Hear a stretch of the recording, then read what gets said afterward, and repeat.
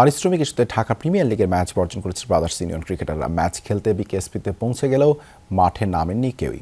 Match খেলতে অস্বীকৃতি জানানোয় বাইলস বলছে ঢাকা প্রিমিয়ার লিগ থেকে অবনমিত হয়ে যাবে ব্রাদার্স ইউনিয়ন। ব্রাদার্স ইউনিয়ন আর পেমেন্ট বিতর্ক যেন এক সুতোয় গাঁথা। ডিপিএল এর প্রতিটা আসরেই একই গল্প। আসর জুড়ে পাওনা টাকার জন্য বারবার তাগাদা দেন ক্রিকেটাররা। দিচ্ছি বলে শেষ পর্যন্ত পাওনা টাকা থাকে বকেয়া। লিগ শেষে বোর্ডের দ্বারস্থ হন ক্রিকেটাররা। ঢাকা লিগে ব্রাদার্স ইউনিয়নের এই গল্প নিয়মিত। এবার ছাড়িয়ে গেছে সব সীমানা। পাওনা টাকা না পাওয়ায় এবার ম্যাচ বর্জন করেছে ব্রাদার্স ইউনিয়ন ক্রিকেটাররা। জানা গেছে ক্রিকেটারদের সঙ্গে আলোচনা হয়েছিল 9 ম্যাচের মধ্যে পরিশোধ করা হবে পারিশ্রমিকের 80% টাকা। সেটা তো হয়নি। সব মিলিয়ে 20 থেকে 30% টাকাও তারা পাননি। তাই অগ্রণী ব্যাংকের বিপক্ষে ম্যাচ খেলতে বিকেএসপিতে পৌঁছে গেলেও মাঠে নামেননি কেউই। আমির খানকে বলা হয়েছে যে ভাই আমাদের পেমেন্টটা আর এগ্রিমেন্ট পেপার যেটা গায়েব করে ফেলছে ওইটা নিয়ে আসেন, আর পেমেন্টটা নিয়ে আসেন, আমরা মাঠে নামবো।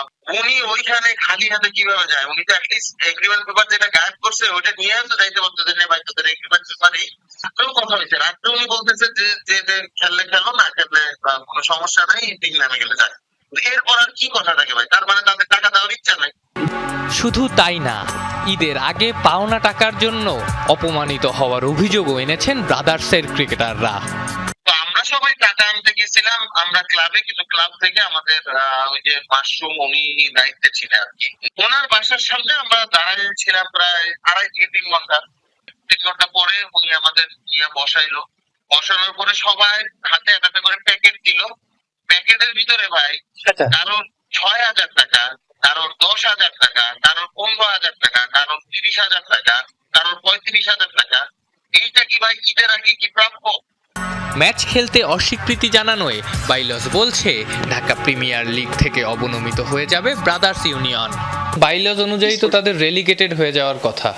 এখন ম্যাচের ফির একটা রিপোর্ট দেখে তারপরে ম্যাচের ফির রিপোর্ট দিতে হবে।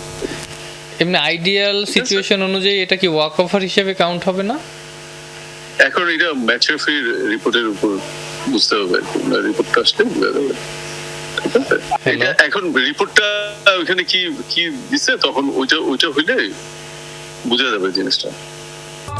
জানা গেছে ঢাকা লিগ থেকে অবনমিত করা তো হবেই। আগামী 2 ম্যাচের ফিক্সচার থেকেও বাদ দেয়া হচ্ছে ব্রাদার্সকে। এটাই লিগের নিয়ম। ক্রিকেটারদের পারিশ্রমিক ইস্যুতে ব্রাদার্স ইউনিয়ন ম্যানেজারের সঙ্গে যোগাযোগ করার চেষ্টা করা হলেও তাকে পাওয়া যায়নি। আফনান পিয়াল, যমুনা স্পোর্টস, ঢাকা।